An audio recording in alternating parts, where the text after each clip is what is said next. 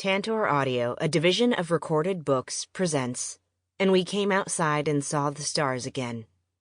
Writers from around the world on the COVID-19 pandemic. Edited by Elon Stavans. Narrated by Raechel Wong.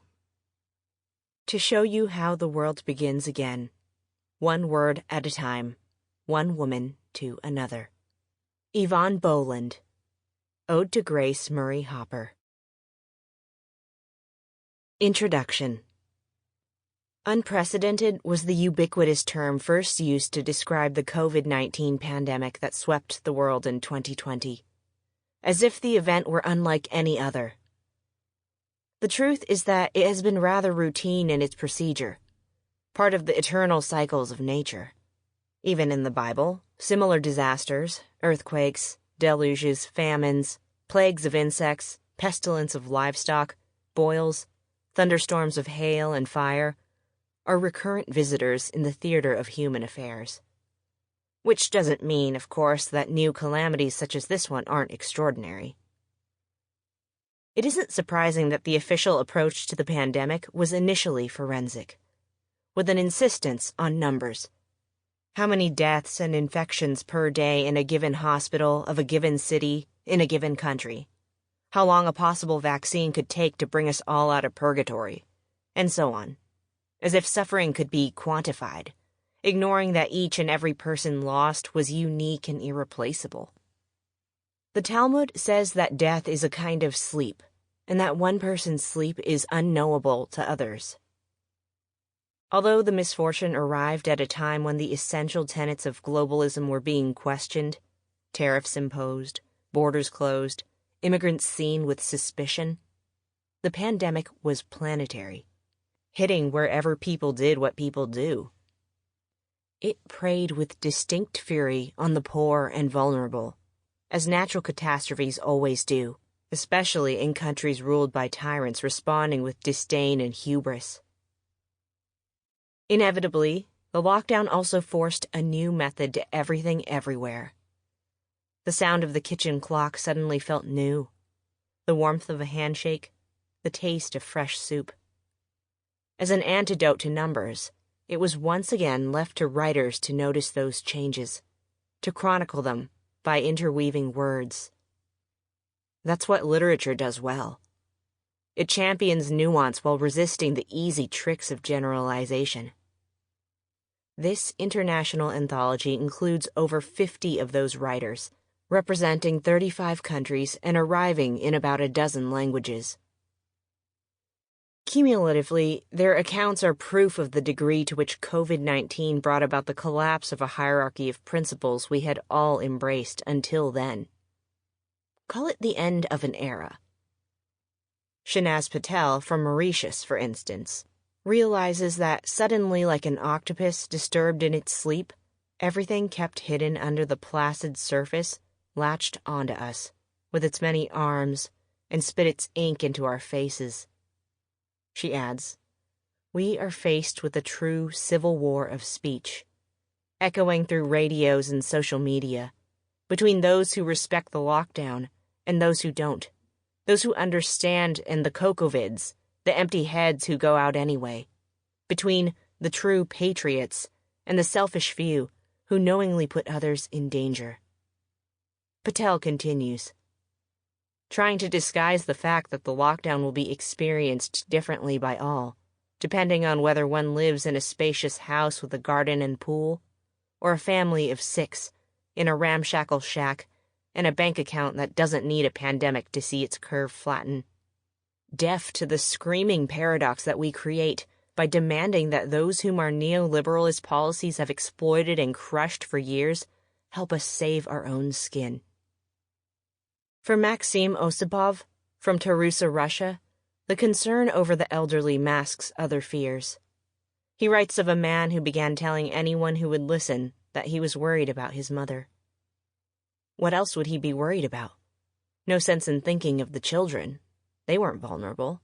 His wife was 11 years younger than him, and, needless to say, he wasn't concerned about himself. Do the math. What were the chances of him croaking? 1%, maybe 1.5. A real man doesn't lose his head over trifles.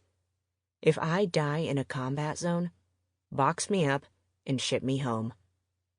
Oh, speaking of, he'd prefer to be cremated. Everyone clear on that? People had always told him that he had a pleasant voice, and now he was growing convinced of it. He kept singing and singing vigorous patriotic songs. He'd have loved to sing democratic ones, but there just weren't any. A nervous reaction? Maybe. But it was his mother he was worried about, not himself. The need to recalibrate, to use the pandemic as a new beginning, or at least try to, is clear to Francine Prose from New York. I always hope that crises will make me more compassionate and less irritable, she posits, but it's rarely the case. I suppose it would help if I stopped watching the evening news. It can't be healthy to yell at the TV for the entire White House press conference. And how can the newscasters keep telling us that we're all in this together when, in so many important ways, we have never been more alone? Jhumpa Lahiri, in a letter to Italy, a country and its language she has adopted as her own, feels heartbroken by what she sees in the news. Arshia Sattar from India believes that her generation inherited every capacity, wealth, education, potential solidarity, to make the world a better and brighter place. But now, we are faced with dysfunctional political and economic systems, a planet in deep distress, the disappearance of plant and animal species, perhaps the death of life as we know it. Gazing at her old books in her mother's house, she remarks, "The young woman who stands beside me at the bookcase remains eternally poised on the cusp of a radiant tomorrow. But 35 years later, I stand on the verge of crippling despair." The books that she read as paranoid dystopias, Orwell, Kafka, Huxley, Zamyatin, have become the gross and brutal reality of my time. In a misfortune that knows no boundaries, it ultimately comes down to the fear of death. That's what moves Mario Vargas Llosa, the Peruvian Nobel laureate, who writes from Spain. What will never pass is our fear of death, of the afterlife, which is at the heart of a collective dread like the fear of the plague. It is difficult for us to accept that all of life's beauty, all the adventures life has to offer, belong ultimately to death. And that at any moment, it may all come to an end. It's difficult to acknowledge, too, that if death did not exist, life would be infinitely boring. Without adventure or mystery, a cacophonous repetition of the most banal and unpleasant experiences ad nauseum. It's thanks to death that we have love, desire, fantasy, art, science, books, and culture. All the things that make life unpredictable, exciting, and bearable. Reason explains all this, but the turmoil that lies within us stops us from accepting it. Fear of the plague is, quite simply, fear of death, which accompanies us through our lives like a shadow. Majed Abu Salama from Palestine looks back at the intifada imposed by Israel as a forced quarantine. Rivka Galchen, writing from New York, follows a doctor through his daily routine of confronting the inevitable. John Lee Anderson, writing from West Dorset, England, is concerned about the difference between the haves and have-nots. I have Brazilian friends who are self-isolating despite their absurd, irresponsible President Bolsonaro, who's actively encouraging them to do the opposite for his own inexplicable reasons, and against the evidence of his own health minister. Brazilians, then, must contend with a double measure of foreboding. Not only of the pandemic itself, which is still just beginning to spread in that country, but for the day of reckoning they must face with the imbecile they chose to lead them. Clearly they must get rid of him sooner rather than later, one way or another. It's a very analogous predicament to that faced by Americans with Trump, who happens to be Bolsonaro's role model. Looking to the future, Juan Villoro from Mexico prophesizes that the wreckage caused by COVID-19 will be turned into art, despite its relegation to the bottom of the priority list. Churchill claimed that Britain won the war because they decided not to close theaters. A people that puts on Hamlet during the bombardments is one that cannot be defeated. What is the point of emerging from lockdown into countries with no theaters, bookstores, or concert venues? Artists do not seem to be a priority in times of emergency. Support is taken away from them, overlooking the fact that people need aesthetic gratification. In times devoid of greatness, nobody is taking to the parliamentary rostrum with Churchill's spirit, or even his rhetoric. Fioro continues, and yet imagination is what is getting us through the crisis. To escape mental imprisonment, some share memes, GIFs, or tweets, while others recite poems, dress up, sing, talk on the phone or Skype, dream, listen to the dreams of others.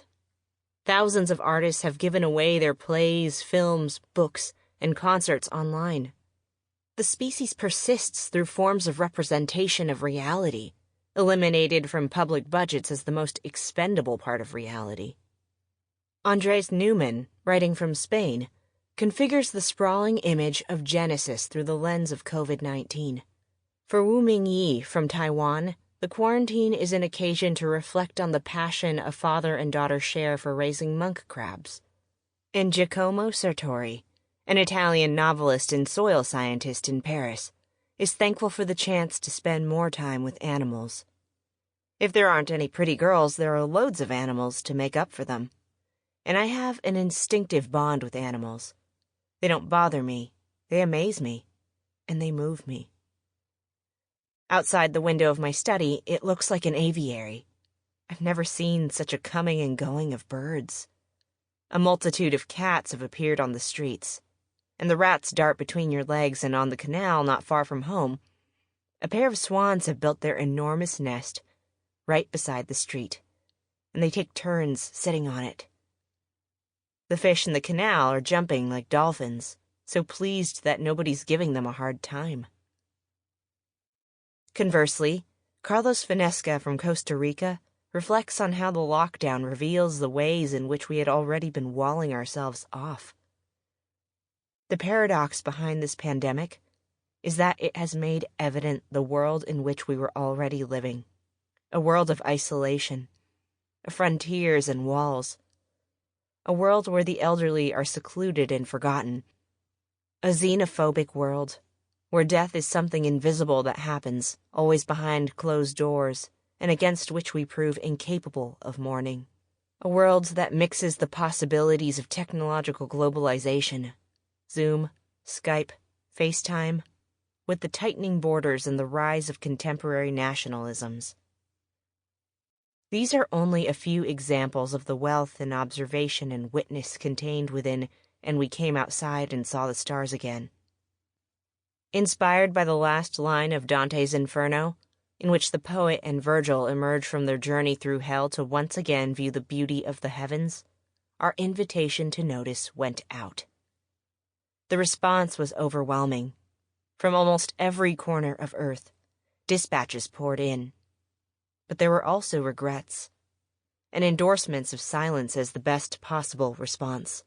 One writer said he had utterly freaked out, to the point of being unsure he could even come up with anything other than the banal. Another put it more bluntly, arguing that only numbness was suitable to the circumstances. Two very close members of her immediate family had just been carried away by the virus. The first 2 weeks before, no funeral, no Shiva, and the nearest and dearest one of all had died at 11 o'clock that morning in the ER. Beyond this, I have nothing to say. A handful responded with the opposite of silence. I'm eager to be part of the symphony of voices, yet my piece should be about anything but the disaster, one replied. That's why I write, to escape. I couldn't contribute with a grim, desperate essay. That would be too easy. I want to allow readers to see other things, to reach out. Isn't that what the stars are about? We look at them as alternate universes. Others among them, Chris Abani, Syed Kashua, and Matthew Zapruder, asked to participate with the text they had already written. I'm not sure it will fit in, another writer stated, But if I had to write about this now, I would do it exactly as I did when I wrote my poem. And Hubert Haddad, a French-Tunisian poet writing from Paris, collected and reassembled a few months' worth of false starts, drafts, approximations, broken-off openings. The result, he writes, might well serve as the ghostly diary of a novelist on the lookout, suspended in his fictive desire. Veering into science fiction, The Hieroglyphs of COVID-19 grapples with how to make art about a catastrophe unfolding in real time. I've aspired with all my being to freedom. It's only a matter of getting past an unlikely impasse. Perpetual seclusion can only be a figment of the imagination. But what is the imagination, if not a blind specter standing in for some original flaw in the living world, the universe? Translators, naturally, are the conduits here. 23 of them have made these ruminations at home in English. It goes without saying that their renditions were made under adverse conditions as well. Other lines from the Divine Comedy serve as the titles of the 5 parts into which the 52 contributions are divided, albeit loosely. Part 1, A Mighty Flame Follows a Tiny Spark, focuses on the eruption of the plague. Part 2, The Path to Paradise Begins in Hell, on the need for a roadmap. Part 3, I'm Not Alone in Misery, on empathy. Part 4, Faith is the Substance of Things Hoped For, on hope. And Part 5, Love Insists the Loved Loves Back, is the door through which we might come outside again and see the stars. The anthology is dedicated to 3 women who fell victim to COVID-19, directly or otherwise. In her New York apartment, Madeline Kripke kept 20,000 books, the majority of them dictionaries from as early as the 16th century. Yvonne Boland, a magnificent poet who died in Ireland, was finishing her semester with her Stanford students online. And Frederica Randall, a superb translator, completed both a translation for this anthology as well as her own contribution, Augury, a week before succumbing to a prior illness. What makes all these appreciations unprecedented, I suppose, is their capacity to make tragedy feel new again, while also placing it in context. As if saying that other disasters will come and go, yet this one, yes, this calamity, is ours, and these considerations are a record of how we lived through it. Ilan Stavans, Amherst, June 19th, 2020. Lo duca e io per quel cammino ascoso. Intramo a ritorna nel chiaro mondo, e senza cura aver d'alcun riposo. Salimo su, il primo e io secondo, tanto che vidi delle cose belle, che porta Raechel per un pertugio tondo, e quindi uscimo a rivedere le stelle. Dante, Inferno, 1320. The guide and I into that hidden road, now entered to return to the bright world, and without care of having any rest, we mounted up, he first and I the second, till I beheld through a round aperture some of the beauteous things that heaven doth bear. Thence we came forth to re-behold the stars. Translation, Henry Wadsworth Longfellow, 1867. Part 1. A Mighty Flame Follows a Tiny Spark. Our Lives as Birds. Shanaz Patel. Translated from the French by Lisa Ducasse. Journalist and writer Shanaz Patel, Beau-Bassin Rose Hill, Mauritius, 1966, is the author of novels, plays, short stories, and children's books in French and Mauritian Creole. She was awarded the Grand Literary Prize of the Indian and Pacific Ocean, Paris, in 2007 for Le Silence des Chagos, published as Silence of the Chagos by Restless Books in 2019. Patel was an International Writing Program Honorary Fellow at the University of Iowa in 2016 and a Fellow at the W.E.B. Du Bois Research Center at the Hutchins Center at Harvard University in 2018. Islands believe they are blessed by the gods. There lies their vanity. On March 15th, while Italy was entering its second week of lockdown, while France was beginning its first, while the death count for COVID-19 was rising in Iran and elsewhere, the island of Mauritius kept baiting tourists, seducing them with half-priced plane tickets, offering the privilege to buy 3 bottles of whiskey at the duty-free store upon arrival, instead of the customarily approved 2.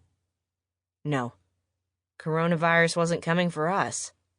It was merely something worrying the rest of the world. Far away, something we could even, who knows, profit from, crowned as we are with sun and sea. Despite being swept by all the winds of tourism, we were floating above all this, on the proud wings of the paillon-queue, the beautiful endemic bird adorning the flanks of our national airlines planes. Then, the paillon-queue, out of the blue, had its wings clipped. The dumbfounded look of our Prime Minister as he reported the island's first 3 registered cases of COVID-19 on March 18th signaled the beginning of a nosedive. Lockdown was instigated 2 days later, followed by a round-the-clock curfew, and, in a flash, the closing of all supermarkets, bakeries, and other food-related facilities. The proud island was confronted with the violence of a slap in the face. One of those faces no one is allowed to touch anymore. To the meaning of its own name, island, from the Latin insula, insulae, from which also springs the word isolation.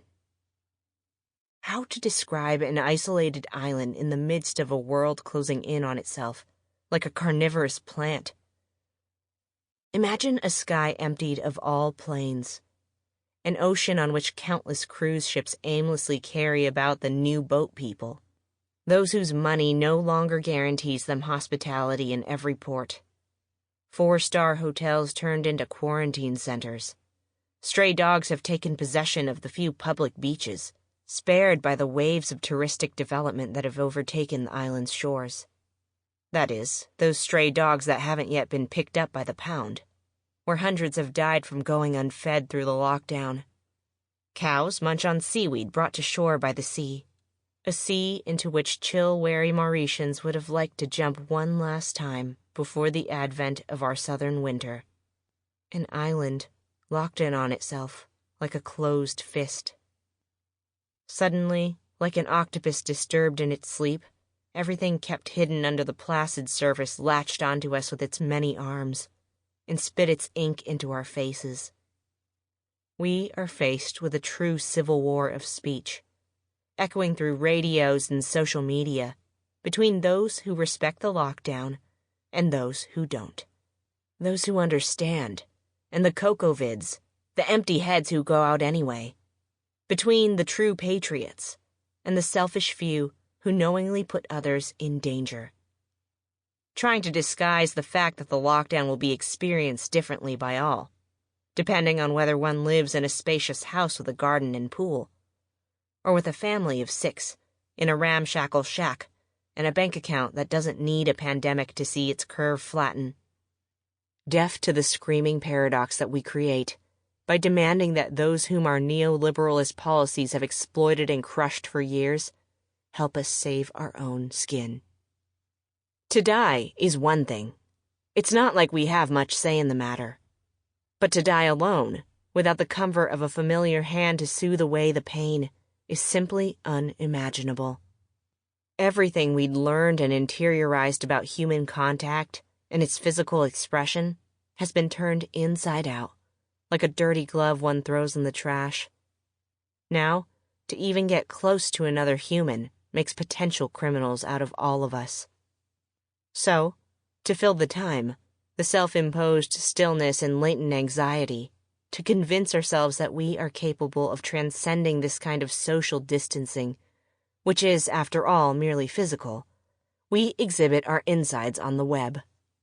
Never have we seen so much of other people's interiors, be it their kitchen or their living room, their childhood pictures, their fear or their bitterness, all coated in humor and half-believed reassurances. We rejoice over examples of triggered solidarity. But solidarity is often the currency of those whose only wealth is that of the heart.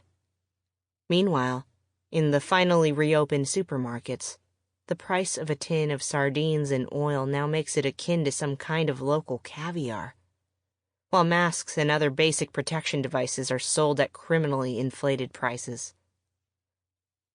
While some despair of the precariousness of their situation, others are keen to broadcast their ability to turn the lockdown into an art, to serenely explore the depths of their own being, to reinvent their family life, to prepare healthy meals, to be sensitive to the return of the birds.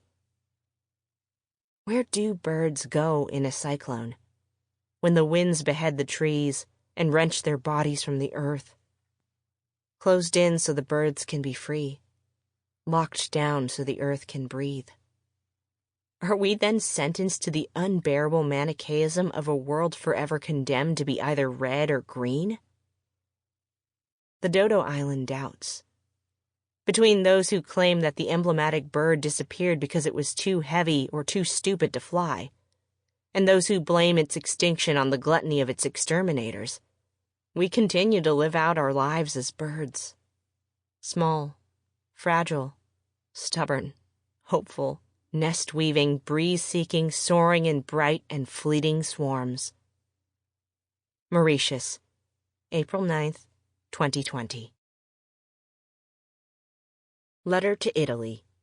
Jhumpa Lahiri. Translated from the Italian by Alta L. Price.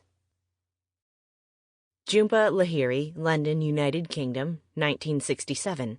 Received the Pulitzer Prize in 2000 for Interpreter of Maladies, her debut story collection. She is also the author of The Namesake, 2003, Unaccustomed Earth, 2008, and The Lowland, 2013. A finalist for both the Man Booker Prize and the National Book Award for Fiction. She has written 3 books in Italian, including In altre parole, 2015, and the novel Dove mi trovo, 2018. Editor of the Penguin Book of Italian Short Stories, 2019, she divides her time between Rome and Princeton. Il Quaderno di Nerina, her first collection in poems in Italian, will be published in 2021, as will Whereabouts, the English version of Dove mi trovo, translated by the author. Dear Italy, yesterday I should have landed in Rome to reunite with my son, who goes to school there. I should have returned home and headed out to the piazza to shop for food. I would have undoubtedly run into a few neighbors and friends on the streets. I'd have said hello, and they'd have said welcome back. It's just that my son, along with millions of kids throughout Italy and elsewhere, doesn't go to school anymore. A few days ago, he unexpectedly and urgently returned to America. And shortly thereafter, Trump banned travel from Europe, a scornful and already pointless gesture. On the one hand, I'm truly relieved my son is back, and that both my children are under the same roof during this time of deep uncertainty. And yet, not returning to Rome this morning, not setting out for the market, even at the height of this crisis, pains me. It's the same distress a daughter would feel at not being able to run to her gravely ill parent and lend a hand, because she feels compelled to, because she can do no less. For a week now, I've done nothing but follow the news in Italy and reach out to Italian friends, both in Italy and the United States. My friends in Italy tell me things aren't looking too good. They send me photos of empty streets all shuttered up. They tell me that the market stalls in Piazza San Cosimato have thinned out, and that supermarkets have signs asking people to stay a meter away from one another. I can picture all of this, more or less. They tell me they're afraid, that they're stunned, that the situation is brutally serious. And up until a few days ago, when I was still planning to board that plane, many told me, Jhumpa, don't come. I absorb their fear and feel equally stunned. At the same time? Sample complete. Ready to continue?